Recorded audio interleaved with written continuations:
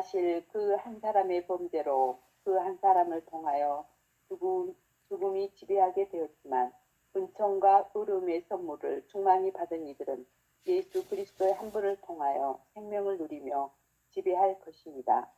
그러므로 한 사람의 범죄로 모든 사람이 유죄의 판결을 받았듯이 한 사람의 의로운 행위로 모든 사람이 의롭게 되어 생명을 받습니다.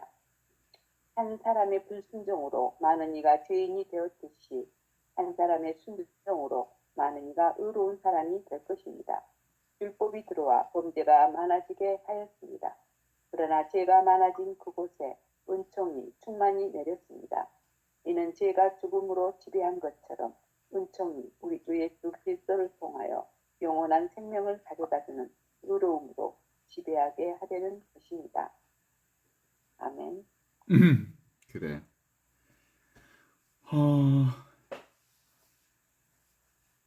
오늘 아담과 그리스도라고 하는 제목에서 특별히 오늘 제목은 법 얘기가 좀 나와요. 법이라고 하는 건 물숫자에다가 갈 것자를 쓰잖아요. 그죠? 물 흐르는 대로 흐르는 게 법이야. 이게 법이야, 법. 그러니까 물 흐르는 대로 흐르는 게 법인데 물 흐르는 대로 흐르도록 냅두는 게 법의 가장 순리대로 사는 거예요. 그게 뭐예요? 무위 자연의 법. 인간은 아무것도 하지 않는데 저절로 이루어지도록 하는 게 법의 근원이란 말이죠. 그런데 사람이 자신의 의지대로 그 법을 지킬 수 있을까 없을까?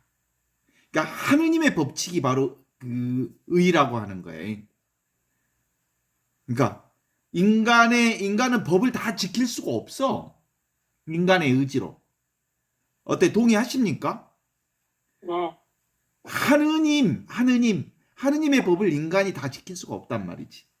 그래서 천지 만물 가운데서 홀로 인간만이 그 하느님의 법을 어길 수 있고 여태껏 하느님의 법을 인간만이 어겨왔고 지금도 인간만이 이 자연법, 하느님의 법, 물숫자, 갈것자, 물이 자연스럽게 흐르는 게 하느님의 법인데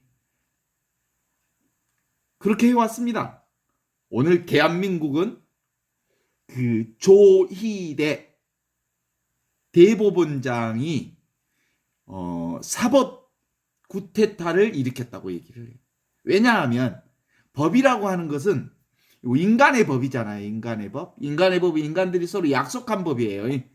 적어도 인간들이 서로 불편한 삶을 살지 않기 위해서 공동체를 함께 만들어가기 위해서는 서로 합의한 법을 지키도록 하자. 약속을 법이라고. 인간의 법은 약속이에요. 그렇죠? 그런데 약속을 어기면 인간 사이가 혼란스러우니까 예측 가능하지 않으니까 그리고 힘 있는 사람들이 힘 없는 사를 함부로 유린할 수 있으니까 우리 서로 법을 잘 지키고 살자.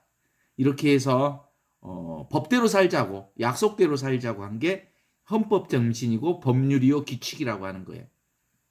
그래서 문제가 있으면 30판 우리 인간의 가장 합리적인 법절 저희가 3번은 우리가 해봐야 된다. 그러니까 30판이라고 하는 3가지 1번, 2번, 3번 한번 심판을 받아보는 거예요. 그래서 아주 자연스럽게 억울함이 없는 법 절차를 진행하도록 하자.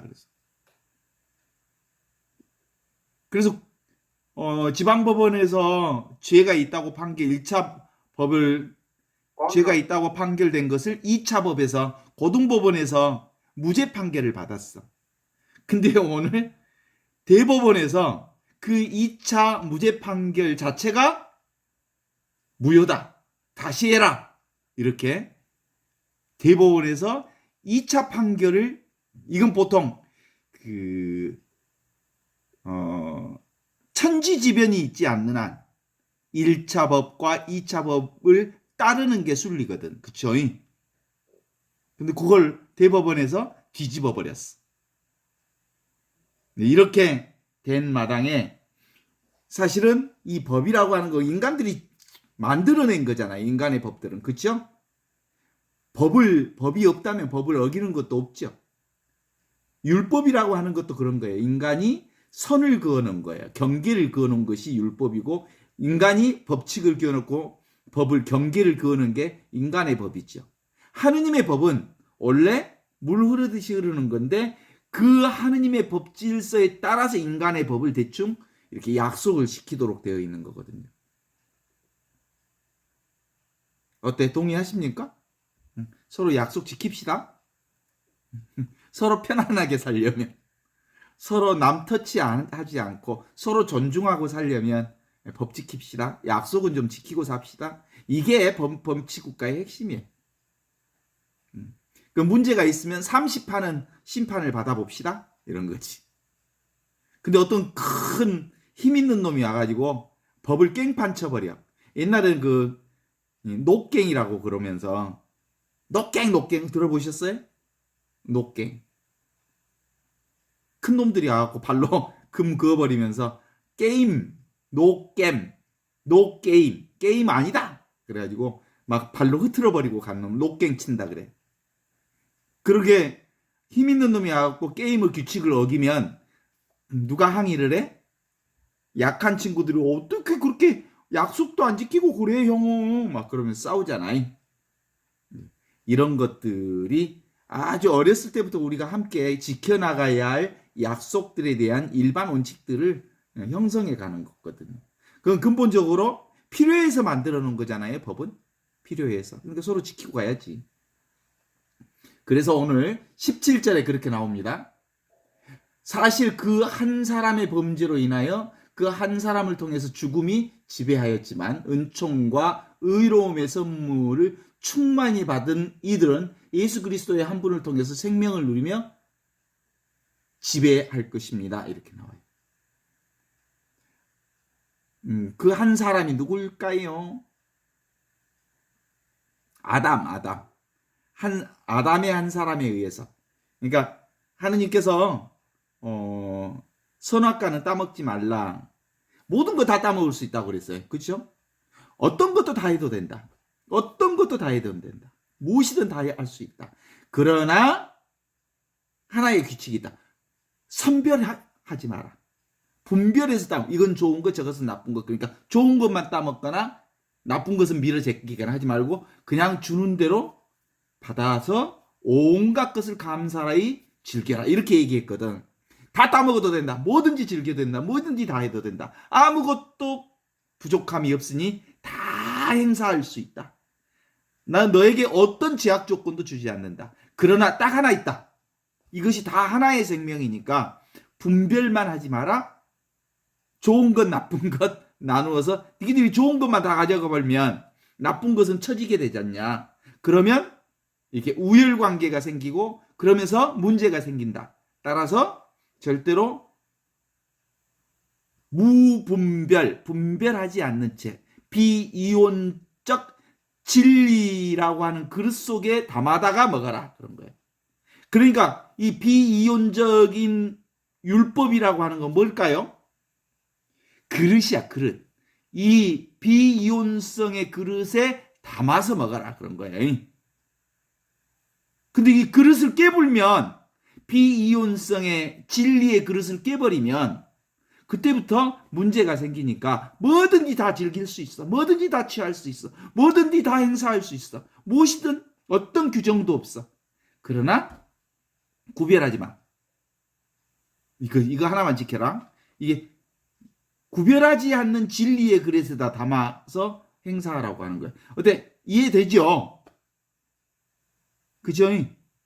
그것만 하지 마. 구별만 하지 마. 너는 좋고 너는 나쁘고 뭐 이런 것만 하지 마. 그랬단 말이지. 그런데 한 사람에 의해서 아담에 의해서 선악과를 따먹음으로써 좋은 것과 나쁜 것, 선한 것과 악한 것에 대한 구별을 시작하면서 거기서 이제 죄가 들어오기 시작했다. 이게 17절의 말씀입니다. 그 죄가 뭘 낳았어요? 죽음을 낳게 된 겁니다. 그죠? 무엇을 위해서 살았으니까? 내 몸뚱아리를 위해서만 자기 중심으로 살았으니까 자기 중심으로 사는 사람은 결국 자기 중심체가 해체될 수밖에 없다. 언젠가. 오케이? 그죠? 그 다음에 이제 이 얘기를 하시는 게 은총과 의로움의 선물을 충만히 받은 이들은 은총과 의로움의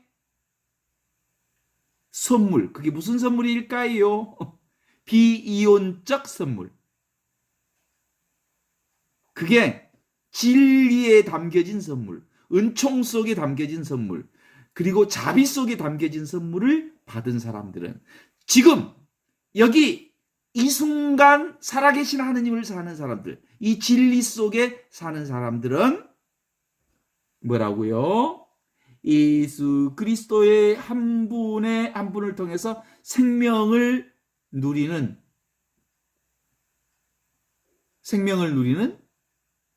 누리며 지배할 것입니다. 그리스도가 지배한다는 거예요. 그래서 보통 우리가 그리스도 왕축일을 지내잖아요. 그리스도 왕축일이라고 하는 건 그리스도가 지배하는 거예요. 비이론적 진리가 지배하는 거예요. 사랑이 지배하는 왕이에요. 그리스도 왕이라고 하는 것. 둘로 나누지 않는 왕. 지금 여기를 사는 왕. 이게 그리스도 왕축일을 얘기하는 거지. 동의하십니까? 그러면 나머지는 뭐예요? 그리스도를 왕으로 섬기지 않으면 지가 왕이라는 거야. 자기 생각이 왕이라는 거지. 그쵸?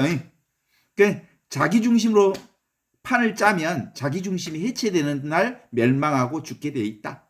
그러나 진리에 담아서 이 둘이 아닌 한 생명에다가 담아서 살면 영원한 생명, 영원한 축복, 영원한 은총, 영원한 자비, 영원한 생명을 살게 되는 거다. 이게 17절의 말씀이에요. 어때? 동의하십니까? 그래서 아담과 예수 그리스도, 여기서 우리가 맨날 그 삼위일체 신비를 얘기하잖아요. 아버지와 아들과 성령의 이름으로, 그죠? 아버지와 아들이 성령의 이름으로 하나다. 보이는 것과 보이지 않는 것이 성령의 안목으로 보면 하나다, 둘이 아니다. 이게 지금 여기 예수 그리스도의 신비, 삼위일체 신비를 깨달은 모든 이들은 바로 그리스도의 신비를 사는 사람들이잖아요. 그래서 지금 여기 하느님의 은총과 축복을 사는 사람들은 예수 그리스도를 통하여, 은혜로운 선물을 받은 사람들은 충만히 예수 그리스도의 축복을 지금 여기서 살게 될 거다. 이 얘기를 우리에게 주셨습니다. 자, 아담과 예수를 이렇게 늘 부각시켜서 이렇게 얘기를 하잖아요. 둘로. 아담은 뭐? 자기 중심. 예수는 뭐? 우주 중심, 전체 중심. 하늘로부터 내려온 살아있는 생명을 사는 그리스도 메시아. 그래서 두 사람의 행위는 어떤 결과를 가져왔냐면 바로 생명을 가져왔고 죽음을 가져왔다는 거죠. 생명은 뭐예요? 명이 살아있는 것을 생명이라고 그래. 명이 살아있는 게 생명이에요. 그럼 명은 뭘까?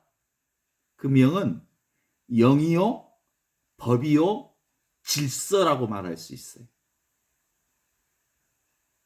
하늘의 명을 성이라고 해요. 하늘의 명을.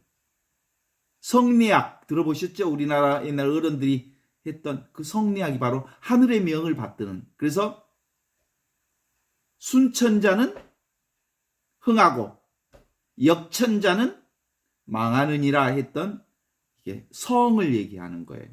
하늘의 명을 받드는 것을 성이라 하였는데, 성은 모든 살아있는 것들을 낳고 또 그 살아있는 것들 속에 들어있습니다. 성이 말씀이잖아요. 지금 여기 이거 로고스란 말이에요. 이 세상 천지가 창조되기 전에 말씀이 계셨다. 천지가 창조되기 전에 이 성이 있었다. 이 모든 것은 말씀을 통해서 생겨났고 말씀 없이 생겨난 것은 아무것도 없다. 말씀이 빛이었다. 그 빛이 세상에 왔는데도 불구하고 사람들은 빛으로 살지 않고 지 생각으로 어두움을 살았다. 그러나 어둠이 빛을 이겨본 적은 한 번도 없다. 어떻게 어둠이 빛을 이길 수 있어? 빛이 근본인데 어둠은 빛이 없는 현상을 어둠이라고 그러죠. 그래서 보통 그 성은 모든 것이 살아있는 것을 낳고 그것 속에 성을 쫓아서 그대로 하는 것을 길이라고 한다. 이렇게. 이게 중용 1장에 나오는 말이에요. 중용. 그래서 예수님은 뭐라고 하죠? 당신 자신을 내가 바로 길이다. 내가 바로 진리다. 내가 바로 생명이다. 내가 바로 하늘로부터 내려온 살아있는 생명이다. 하늘로부터 내렸다는 말은 인간의 생명이 아니라는 거예요. 늘 항상 언제나 있는 이 영원한 생명이 바로 내 생명이다. 내 생명은 육신의 생명을 말하는 게 아니다. 그래서 나는 길이다, 진리다, 생명이라고 말했는데 나는 하늘에 계신 아버지의 명인 성을 쫓아 사는 사람이라는 그런 말씀을 우리에게 주셨고요. 아담은 죽음, 그런 의미에서 아담은 죽음을 가져왔고 예수님은 생명을 우리에게 주신 분으로 드러내 보여주시는 게 바로 바울 사도가 로마인들에게 보낸 편지의 핵심입니다. 이렇게 두 사람은 같으면서도 아담과 예수는 같은 생명을 살면서도 서로 다르지요. 아담은 자기 생각대로 살고 예수는 자기 생각을 비우셔서 그리스도가 당신의 주인이 되도록 사신 분. 그것이 예수고 우리도 역시 예수처럼 자기 개별 생명으로 살지 않고 아버지와 아들이 성령 안에서 하나가 되는 그리스도의 생명을 사는 사람이 될 때 비로소 영원한 생명을 산다는 게 로마서 바울의 주장이죠. 19절을 읽어보겠습니다. 18절. 그러므로 한 사람의 범죄는 모든 사람이 유죄 판결을 받듯이 한 사람의 의로운 행위로 모든 사람이 의롭게 되어 생명을 받습니다. 이렇게 얘기하고 있죠. 19절.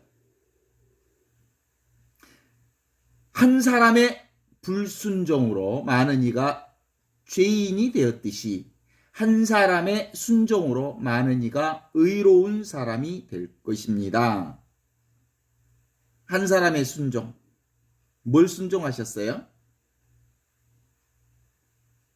지금 여기 이 순간 하늘로부터 내려온 살아있는 생명인 영원한 생명을 산 사람들은 바로 그 한 사람의 순명으로 예수 그리스도의 순명으로 의인이 많은 사람들이 의인이 되었다.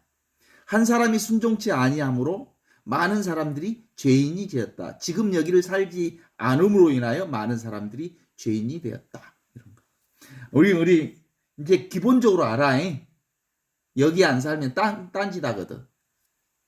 과거나 미래를 끌어당겨서 살거든. 지금 여기를 안 살면 맨날 딴짓해. 딴짓하면 사실은 자기도 모르게 거기에 종이 되고 그것에 묶이기 시작하면 내 한 개인이 어떤 곳에 묶이면 자유롭지 못하잖아요. 그러면 이 생명은 언젠가 묶였기 때문에 그 묶인 생명이 멸하고 말고 죽고 마는 거지.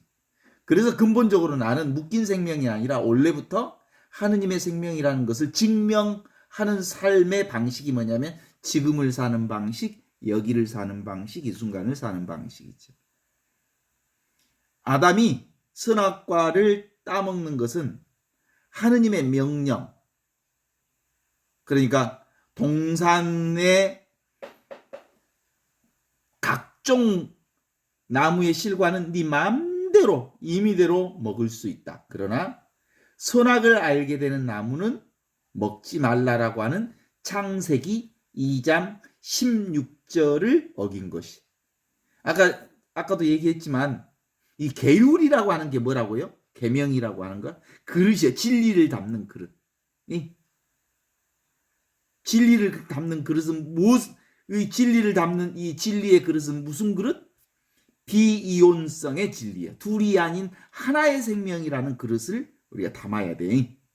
그러니까 이 진리, 이 계율을 깨버리면, 그릇을 깨불면 안 된다는 거예요. 그런 점에서 그 천명을 어기는 것은 곧 천명을 죽이는 행위다. 하늘의 명을 어기는 것은 곧 하느님의 명을 죽이는 것이다. 명이 살아있거나 죽는 것은 명을 내리는 쪽이 아니라 명을 실행하는 쪽에 있어. 그쵸? 명을 받는 사람이 안 받으면 그만이고 받으면 그만이죠. 아무리 명을 내려도 아무도 신청하지 않으면 명은 의미가 없어. 그렇죠. 아무리 준엄한 명령이라고 해도 그대로 따르는 자가 없다면 죽은 명이나 가깝다고 말할 수 있습니다. 명은 그것을 순종하는 자로 말미암아 살고 불순종하는 자로 말미암아 죽는다는 게 아담의 불순종으로 수많은 사람이 죽었고 따라서 자기까지 죽이는 결과를 가지고 왔다. 그러나 예수는 십자가를 짐으로써 당신의 뜻을 내려놓고 온전히 하느님의 뜻을 받들어 모심으로써 온전히 하느님의 뜻이 온 사람들 안에 살게 되어 있는 거예요. 그러니까 내가 눈 한번 뜨면 모두 온 세상이 밝아지는 거고요. 내가 눈을 못 뜨면 온 세상이 어두컴컴한 거예요. 알죠? 그러니까 기본적으로 내가 눈이 뜨면 온 세상 사람들이 다 깨어 있고 하느님의 아들, 딸이 딸로 보이고 실제로 그렇게 되는 거예요. 그래서 예수님 그렇게 기도한 것 그 루카복음 22장 42절의 기도를 우리 너무나도 잘 아시잖아요. 아버지, 만일 이 고난의 잔이 아버지의 뜻이라면 그냥 받겠지만 정말 이 어려운 고난의 잔을 받고 싶지는 않습니다. 하지만 아버지의 뜻이라면 제 뜻대로 하지 마시고 아버지 뜻대로 해 주십시오. 라고 하심으로써 하느님의 뜻에 온전히 순종하고 하느님의 명을 살려냄으로써 자신도 살고 온 천하도 살게 되었더라. 그러니까 내 눈 하나 뜨면 내가 하느님께 순명하면 온 천하가 다 살아있는 거예요.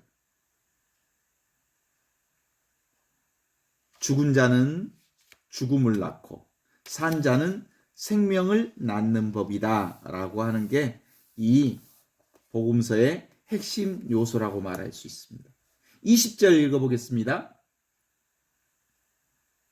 율법이 들어와서 범죄가 많아지게 되었습니다. 그러나 죄가 많아진 그곳에 은총도 충만히 내려졌습니다. 맨날 많이 써먹었다니까. 죄가 많은 곳에 은총도 많다? 여러분 동의하신가요? 제가 그 서모병원에서 너무 힘들 때 나 너무 힘들어요. 고통이 많은 곳에 은총이 많다는데 은총 좀 보여주십시오. 이렇게 얘기했어. 너무 힘드니까. 근데 그때 말하는 은총은 나의 고통을 줄여주는 것이 은총인 줄 알았어. 그러니까 은총의 강도를 줄여주는 것이 은총인 줄 알았다고. 그렇게 아무리 기도를 해도 그 고통이 줄어들지 않아. 그렇게 생각하니까 정말 하느님 무심하지. 내가 하는 기도를 하나도 안 들어준 것 같지. 그쵸? 근데 실제로는 은총이라고 하는 것은 그 고통 자체가 은총인 거예요. 왜 은총이요? 지금 여기 그것을 느끼는 나, 그것을 경험하는 나, 그것을 직접 사는 내가 그 살아있는 나를 확인시켜주는 고통이거든. 나를 펼쳐내는 고통, 나를 드러내는 고통, 나를 인식하게 하는 고통, 나를 알게 하는 고통, 나를 경험하게 하는 고통이니 이보다 더 큰 은총이 어딨어. 근데 그거 몰라. 그래 고통이 도망갈라 가지. 고통만 보니까. 고통은 뭐예요? 고통이 뭐냐고. 그 고통을 통해서 그 고통을 경험하는 내가 있다는 것을 알게 해주시는 거야. 사실 보통 아프지 않을 때는 내가 있는지 몰라. 그렇죠? 언제 나를 인식하냐면 너무 힘들 때, 너무 힘들 때, 너무 아플 때, 너무 어려울 때, 너무 어두울 때 왜 내가 살지? 이렇게 살아도 되나? 이렇게 사는 것이 진짜 삶일까? 내가 도무지 뭐지? 왜 사는 거지? 내가 어떻게 살아야 나지? 라고 하는 자기인식 과정에 참나를 경험할 수 있도록 이렇게 고통을 주는 거거든. 보통 대부분은 어떤 때? 내가 어떻게 할 수 없을 때 나를 알아. 그런 거거든. 그래서 이 경계, 이 율법이라고 하는 것은 범죄를 더하게 하렴이라 이렇게 얘기를 하고 있는데 보통 이제 율법이 들어와 범죄가 많아졌고 그 죄가 많아진 그곳에 은총이 충만합니다. 라는 얘기는 글자 그대로 읽으면 하나도 알아들을 수가 없어요. 아시죠? 이제 죄가 많은 곳에 은총이 많다는 얘기를 알겠죠? 나를 알 수 있는, 원래부터 있는 나를 알 수 있는, 하늘로부터 내려온 살아있는 생명을 경험하고 나를 체험하는 유일한 순간이 바로 죄가 많은 순간, 고통이 많은 순간이라는 걸 이해할 수 있어요. 그건 말로는 안 돼. 그런 경험은 자기 안에서 이루어지는 경험이거든요. 어떤 걸 통해서? 성령을 통해서 삼위일체 신비가 그 자리에서 이루어져. 보통 아버지와 아들이 성령을 통해서 보니까 하나더라. 아픈 것이 아프지 않는 자리와 둘이 아니더라. 이것을 그때 알아. 그렇죠? 보는 자와 보는 대상이 둘이 아니더라 라고 하는 것을 그때 안다고. 그게 성령 체험이라고. 둘이 아닌 체험이 바로 성령 체험. 그래서 아플 때 대부분 성령 체험해. 아플 때, 힘들 때, 고통스러울 때, 십자가를 질 때. 그래서 조심스레 새겨야 할 대목이죠. 내 병원 방문 가가지고 네가 그렇게 고통스러운 것은 은총이어야? 그랬다가는 뺨때가리 맞지. 그건 본인이 고백하는 거야. 내가 아파 보니까 은총이 돼 라고 하는 건 그 스스로 고백해야지. 내가 상대방이 가서 너 아프다며? 너 암 수술했다며? 너 엄청 큰 은총이다. 그럼 뒤지게 맞지. 그래. 그래서 상식적으로 생각해도 하느님께서 인간에게 일부러 아기를 품으실 까닭이 없어요, 사실은. 그럼에도 불구하고 이 경계를 통해서 원래부터 있던 하느님의 사랑을 드러내 보여주시는 거다. 율법은 범죄를 증가시키려고 들어왔습니다. 율법은 범행이 증가되기 위해 들어왔습니다. 이게 이제 그 성경 번역마다 좀 다르게 표현해요. 공동 번역에서는 법이 생겨서 범죄가 늘었습니다. 표준 새 번역에서는 율법은 범죄를 증가시키려고 들어왔습니다. 이렇게 얘기하고 200주년 성서에서는 율법은 범행이 증가되기 위해 들어왔습니다. 이건 이제 용어 그대로 읽으면 알아들 수 없는 말이야, 사실은. 깨달음의 언어로만 이해할 수 있는 부분이죠. 용어가 약간씩은 다르기는 하지만 율법이라고 하는 이 경계가 있게 되면서 인간의 범죄가 늘었다는 것인데 이 말은 율법 때문에 사람들이 더 많은 죄를 짓게 되었다고 읽으면 제대로 읽는 게 아니에요. 아담이 범죄한 것은 선과 악을 알게 되는 열매를 먹지 말라는 계명 때문인가? 아니면 법이 없다면 물론 범법할 수도 없을 거예요. 아담이 법을 어긴 건, 율법을 어긴 것은 법 때문일까? 여자가 꼬셔서 먹으라고 해서 했으니까 하와라고 하는 여자 때문인가? 아니면 뱀이라고 하는 사탄이 이건 먹어라 그래서 했으니까 사탄 때문인가? 다 아무 탓도 아니에요. 누구 탓? 지 생각으로 먹었어. 지 생각으로 먹었어요. 누구 탓? 내가 그렇게 경계를 지었어. 내가 그렇게 경계를 지었다고. 내가 그렇게 생각했다고. 그러니까 누구 탓도 아니라고. 아담 탓, 하와 탓도 아니고 법 탓도 아니고 뱀 탓도 아니고 내가 그런 생각을 해서 그렇게 된 거야.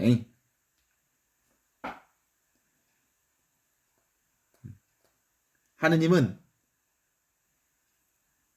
아담의 핑계를 용납하지 않으십니다. 사실 그렇지 않기 때문이죠. 사실이 아니야. 우리 인간들 안에서도 탓을 하는 사람들이 엄청 많지만 그 탓이 진짜까? 다 지 생각이지. 그죠? 탓하는 것도 지 생각이. 결국은 누구 탓을 해야 돼? 내 탓이요, 내 탓이요, 내 큰 탓이로소이다. 모든 것은 내 생각이 지은 거다. 내가 경계 지운 거다. 이게 우리가 맨날 전례 중에서도 그렇게 내 탓이요, 내 탓이요, 내 큰 탓이로소이다. 그렇게 가슴을 미사 때마다 치고 또 치고 또 친 사람들이 사건 사고를 만나면 네 탓이다, 네 탓이다 그러는 거야.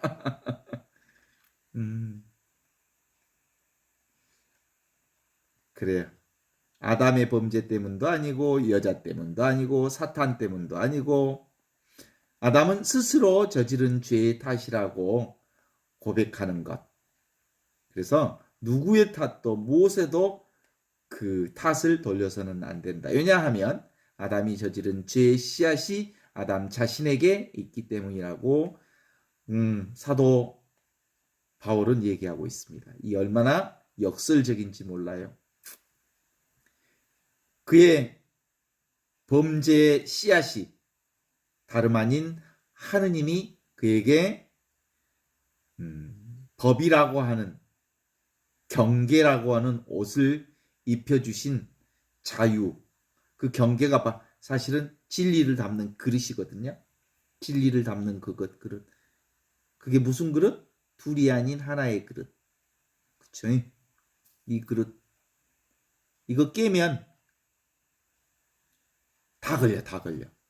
다 남의 탓으로 보여. 두 개로 밥을면 다 남의 탓으로 보여. 이것만 이 진리 안에서 보면 전부 다 이 자리에서 나온 거야.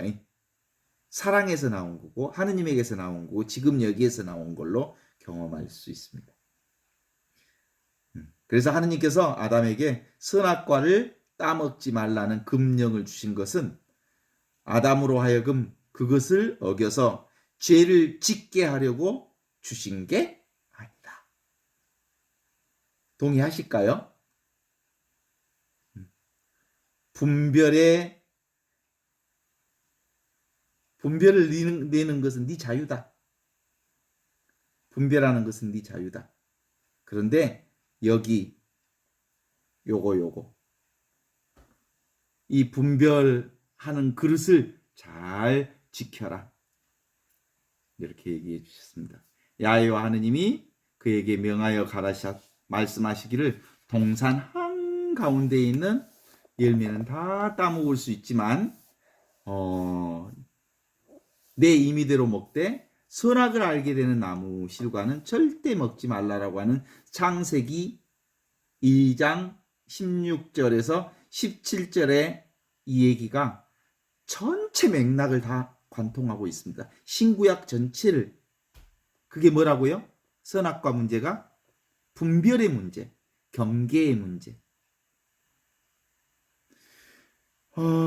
그래서 마음대로 어떤 열매도 먹으라는 것도 명령이고 선악과를 먹지 말라는 것도 명령인데 하느님은 아담에게 명령을 주시면서 아담이 그 명령을 지키기를 바라십니다. 그러나 명령을 지키든 어기든 그것을 결정하고 실천하는 일은 전적으로 아담의 몫이었습니다.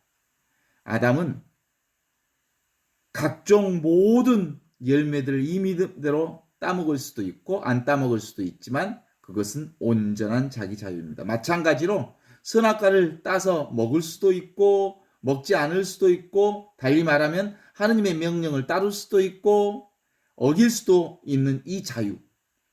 하느님께서 아담에게 주신 것은 무엇을 하거나 하지 말라는 계명이 아니라 하느님 당신도 빼앗거나 건드릴 수 없는 절대 자유를 허락해 주셨습니다. 절대 자유.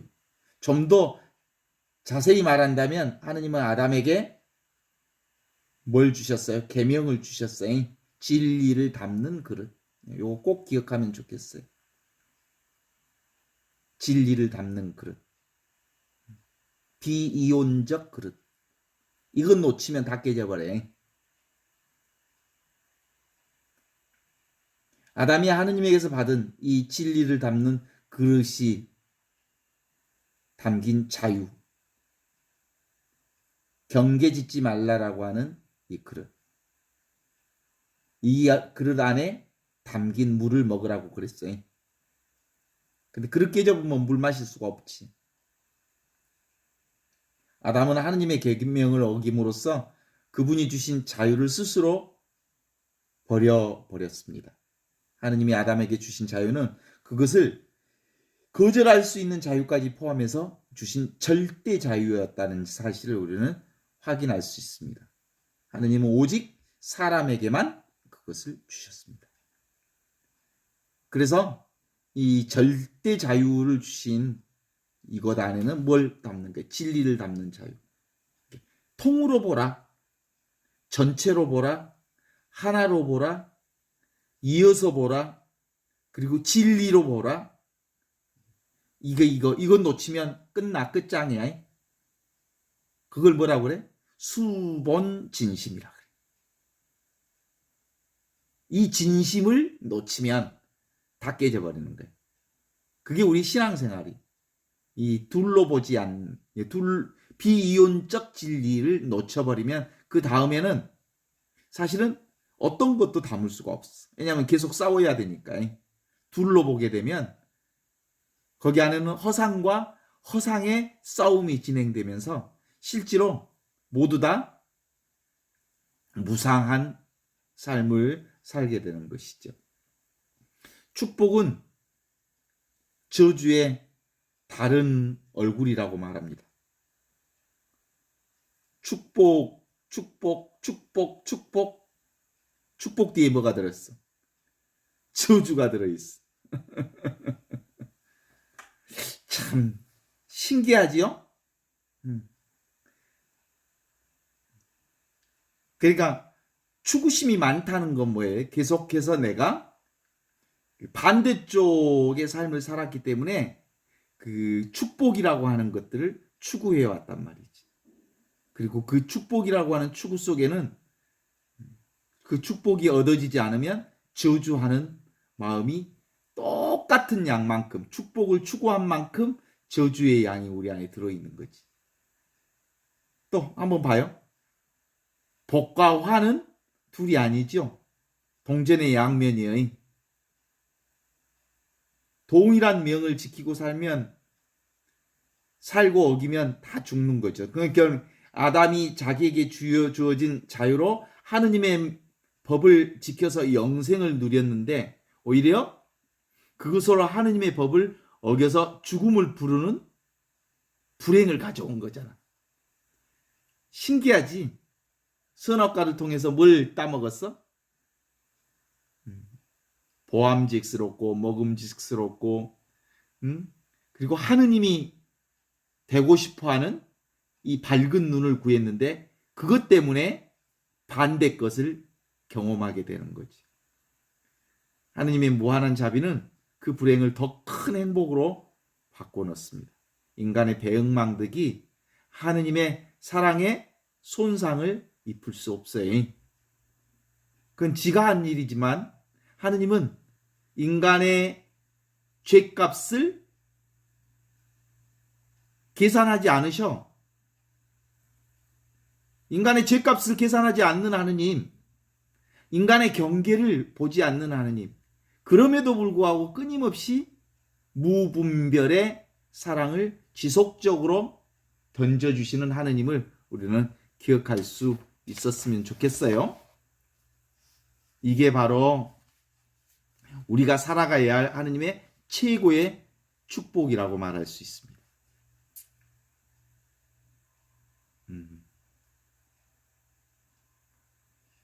이거 그래서 삼위일체 신비, 둘이 아닌 하나의 신비를 깨닫는 것은 성령께서 우리에게 허락하신 선물이야.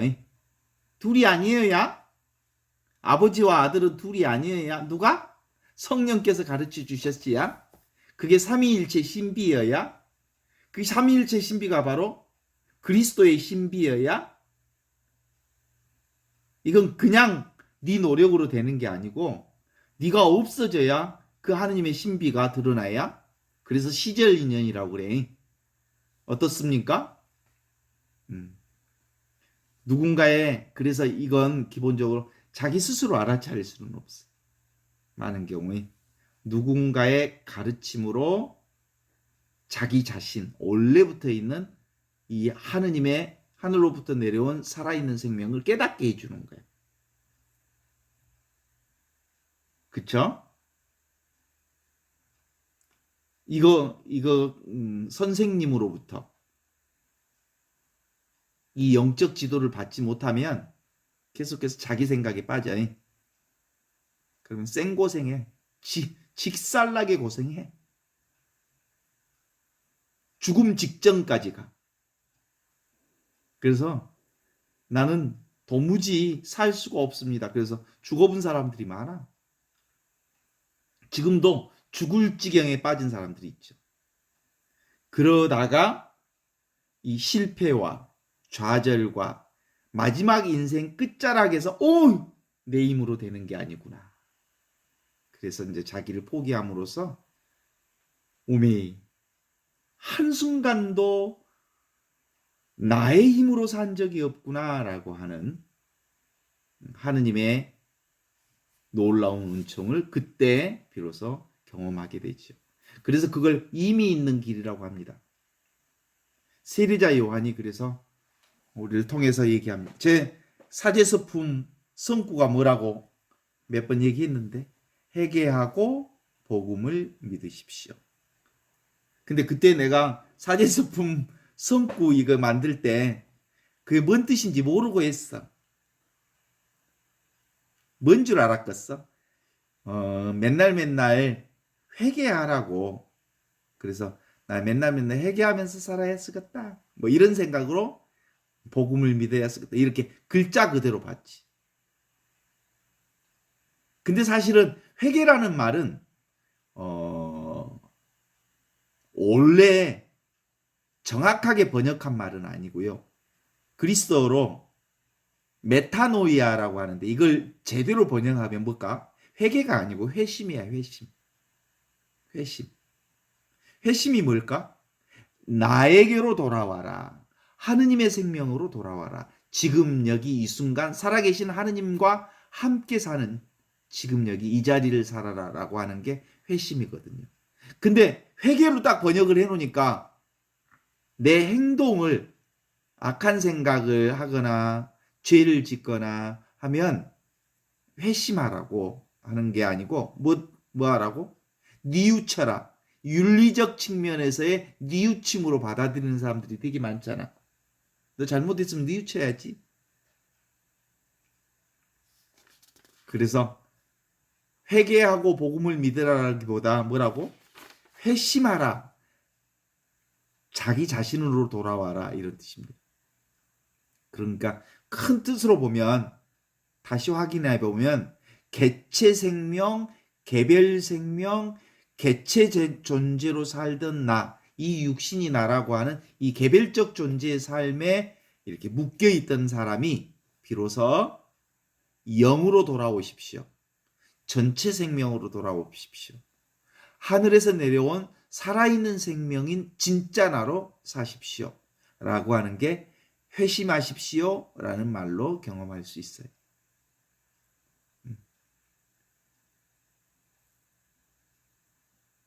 이게 십자가의 죽음으로 예수님이 보여주신 겁니다. 당신은 원래부터 사실은 회심하셨지. 하느님의 아들로서 당신의 뜻을 내려놓고 사셨지만 온 몸을 당신의 봉헌물로 바치는 마지막 장면은 뭐예요? 자신을 온전히 드러내는 십자가의 죽음이었어.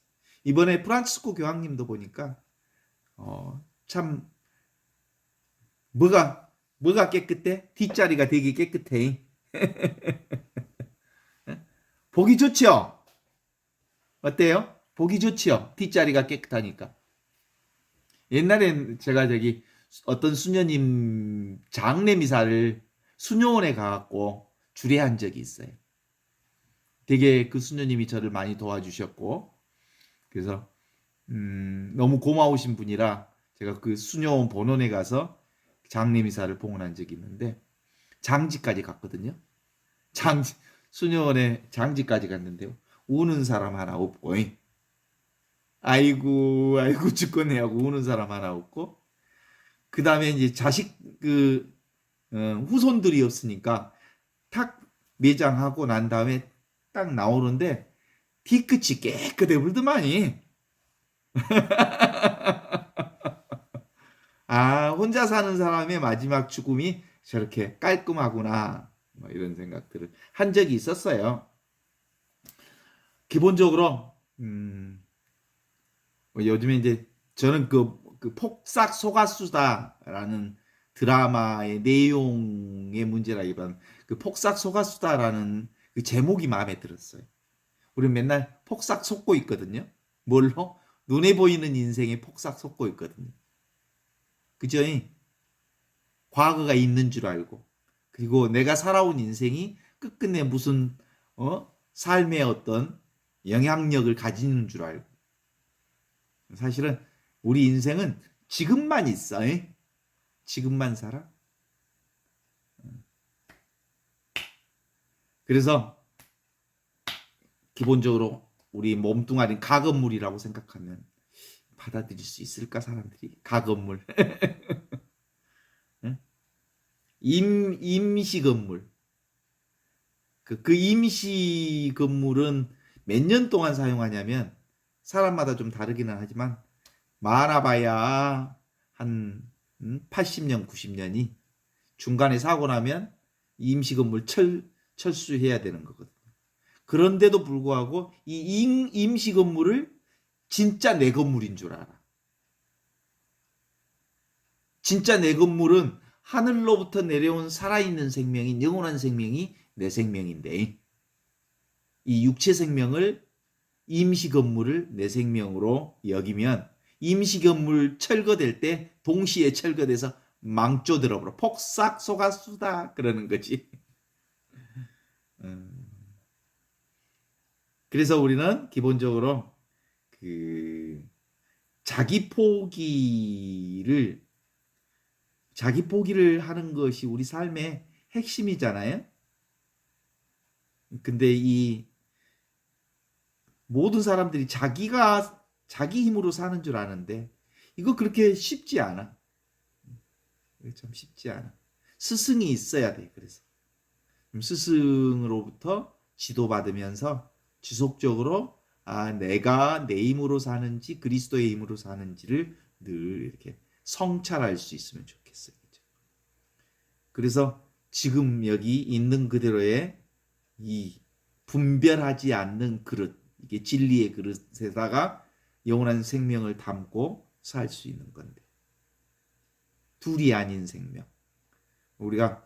제가 불렀던 노래 있잖아. 있는 그대로 지금 이대로, 있는 그대로 하느님, 있는 그대로 지금 이대로, 있는 그대로 하느님, 하느님 나의 주님, 있는 그대로 하느님. 있는 그대로가 진리야, 진리. 왜 있는 그대로 진리인지 알죠? 이제 왜 그래? 보는 자와 보는 대상이 하나기 때문에 그래. 보는 자가 텅 비어 있으면서 모든 것들을 다 보는 이거니까 보는 것이 다 나요. 내가 이것이 따로 있으면 보는 나와 보는 대상이 다르지만 나는 사실은 뭐예요? 전체 생명, 하늘의 생명, 영원한 생명으로 살고 있으니까 영원한 생명이라고 하는 그들 위에 담겨진 세상의 온갖 것들이 다 나의 생명을 드러내는 거예요. 오늘 그런 생각을 했어요. 가다가 갑자기 그런 생각이 들더라고. 왜냐하면 요즘에 나는 누구인가라고 하는 글을 쓰면서 나는 누구인가? 라는 글을 쓰는 생각. 내가 있어요? 없잖아.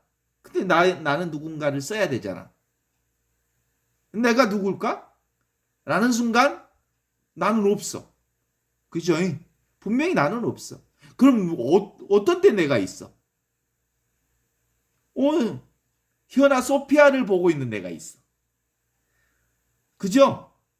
안젤라 선생님을 보고 있는 내가 있어. 그러니까 안젤라 선생님을 보면서 내가 있는 줄 알아. 소피아를 보면서 내가 있는 줄 알아. 그러니까 나는 없는데 소피아를 보면 내가 있어. 안젤라를 보면 있고 세상을 보면 내가 있는 거야. 따라서 세상이 나야. 보는 모든 것이 나지. 내가 경험하는 모든 것이 나를 지시하고 있잖아. 나를 가리키고 있잖아. 그래서 나는 누구인가라고 하는 글을 쓰면서 아주 재빠르게 나는 없는데 어떻게 나는 누군가를 쓸 수 있지? 라는 생각이 탁 머리에 스치면서 그렇지. 나는 잡을 수도 없고 볼 수도 없고 느낄 수도 없고 만질 수도 없고 그리고 냄새도 없고 향기도 없고 아무것도 없는 게 나기 때문에 나는 누구라고 쓸 수가 없는데 쓸 수가 있어. 어떻게 쓰면 돼? 네가 나다. 아름다운 햇살이 나다. 그리고 아침에 지저귀는 새소리가 나다. 옆에서 낑낑거리는 현존이 소리가 나다. 네 마리의 우리 대한민국 아가들, 예쁜 아가들의 낑낑거리는 소리가 나야. 그들이 낑낑거리는 것을 누가 알아? 내가 알아차리거든. 오늘 내가 그 글을 쓰기 전에 그 생각이 들었어요. 그래서 이제 글을 아주 자연스럽게 쓸 수 있었어요. 내가 누구인가를 어떻게 글 쓰지? 나는 없는데? 나는 어떻게 쓰냐고! 그랬더니 야 낑낑거린 것들이 있잖아. 낑낑거리는 것을 아는 새소리를 듣는 그리고 방을 보는 그리고 이렇게 앉아있는 것을 느끼는 그것이 나지. 그래서 나를 아주 자연스럽게 쓸 수 있었어요. 그죠? 맞아요. 우리의 몸을 느끼는 이것이 있습니다. 그쵸? 그게 바로 본성의식이고 순수의식인데 이게 하늘로부터 내려온 살아있는 생명이어서 이게 예수 생명이에요. 오늘 아담과 예수의 기준점이 이제 분명해졌어요. 아담은 개별 생명이 자기라고 생각하면서 개별 생명이 자기라는 생각 때문에 그리고 그 개별 생명에 묶임으로써 어때? 개별 생명이 폐기되면 완전히 해체돼 버리는 생명이 아담 생명이라고 한다면 그 아담 생명이 예수 생명을 통해서 영원한 생명으로 확인되는 것은 바로 지금 여기 이 순간 살아계신 하느님의 생명, 부활 생명을 경험시켜 주신 예수 그리스도를 통한 생명. 이게 바로 말씀이고 하늘로부터 내려온 살아있는 생명이랍니다. 어때요? 물에서 물거품이 막 일어. 물거품이 물을 알 수 있을까?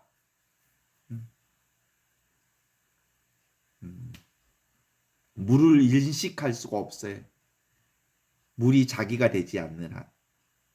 물결이라는 것을 따로 알려고만 하지 않으면 물거품이 물이고 물결이 물이고 파도가 바다라는 것을 알 수 있으니까 그렇게 얘기할 수 있습니다. 진리는 그래서 사실은 아무 맛도 없고 그래서 몰종적이라고 그래요. 몰종적.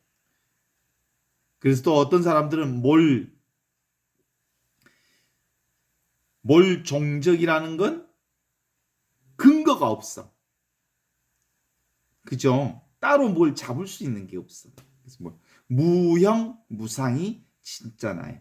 흔적도 없고 자취도 없는 이게 난데 모든 것은 흔적도 없고 자취도 없고 냄새도 없고 모양도 없고 아무것도 없는 이 자리에서 다 봐. 소피아 나 보여 안 보여? 보이지? 뭐가 봐? 내가 보지. 근데 보는 너는 볼 수 있니? 보고 있는 내가 보여? 안 보이지? 안 보이는 것이 보는 거야.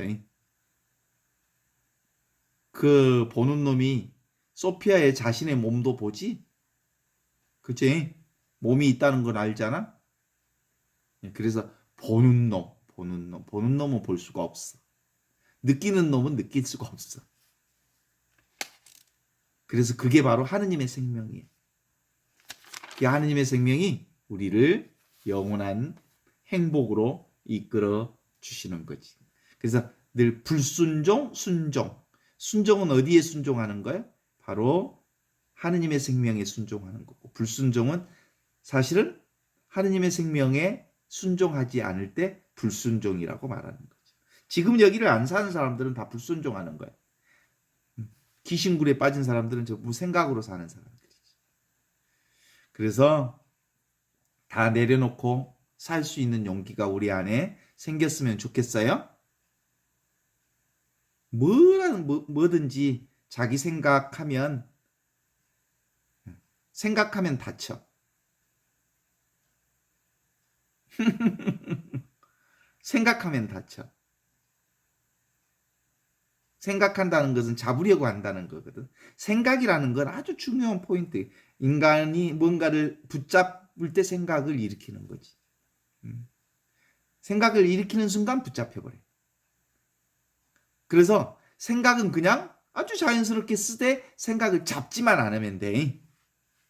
그래서 뭐 괜찮아요. 무슨 생각을 다 해도 돼요. 그러나 그 생각을 잡지 않으면 생각으로부터 자유로울 수 있으니까 뭐라고 할까? 저는 이제 그런 생각들이 드는 게 이게 포커싱이라고 하는 게 정말 중요해요. 생각은 근본적으로 포커싱하는 거예요. 초점을 맞추는 거예요. 어디 어떤 목적 대상에 포커싱하는 거예요. 그러면 포커싱 되는 나머지 부분은 아웃 포커싱 되면서 포커싱 하는 그 자리가 묶여버려요. 밧줄로 꽁꽁 묶여버려요. 부자일수록. 그래서 필요할 때는 생각을 쓰되 자꾸 생각을 이완시켜서 있는 그대로 들리는 대로 보이는 대로 느끼는 대로 경험하는 대로 그렇게 경험하면 우리 삶이